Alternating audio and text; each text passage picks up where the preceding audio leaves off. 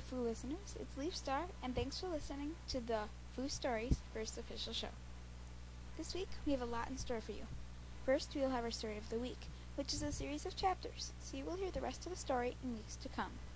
Next, we will have information for you on our member of the week and our question of the day. We hope that you enjoy this week's show. Let's get started. This week's story comes from member Bray Clan on Foo Pets. Called the Wolf's Tale series, she is writing an entire book series. We'll read new chapters when we have the chance. This is the first chapter of the first book, Living an Outcast. Now here's the first chapter, called An Exiled Wolf. Alone. She was utterly alone. The smell of ash was everywhere, the crackling of fire filled her ears. What was happening? She had to get out of here. She started running. She pushed herself harder and harder, but no matter how fast she ran, the ash and crackling of fire followed her, as close as ever.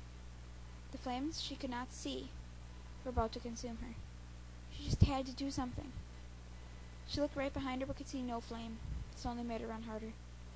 She had always been taught the enemy you see is always less dangerous than the one you don't. She turned a bend and suddenly the giant cliff loomed under her paws. Her only chance of survival was to jump off the cliff. Into the water below.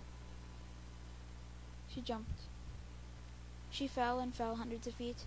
Then, she hit the water. That was when Jade suddenly woke. It was just a dream, she told herself. She got up, her silvery gray fur shimmering in the morning sun. Another day of exile in this vile place, she muttered grumpily to herself. She had been born into a pack, the pack of the sun to be precise. The alpha was a very superstitious wolf. One night, the teller of the pack had a dream. It said Jade would be a danger to the pack.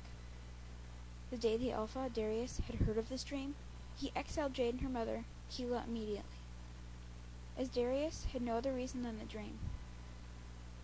Jade's mother had soon after died of sickness, and now Jade was on her own. Jade and her mother went into the wasteland, a vast expanse of land with barely any plants or animals. Each day was a struggle to find food and water. Jade often went to sleep hungry. It also got incredibly hot in the day. Better get moving if I want to get some food before midday, she said. Jade had a beautiful voice, although nowadays it was often hoarse with non-use, lack of water, and the harsh territory. Jade headed out to look for food. She had to look for a while, and mostly only found voles or other small rodents. Today, she was lucky. Gotcha, she said as she spotted a nice-sized rabbit. She started creeping forward until she was close enough to catch it.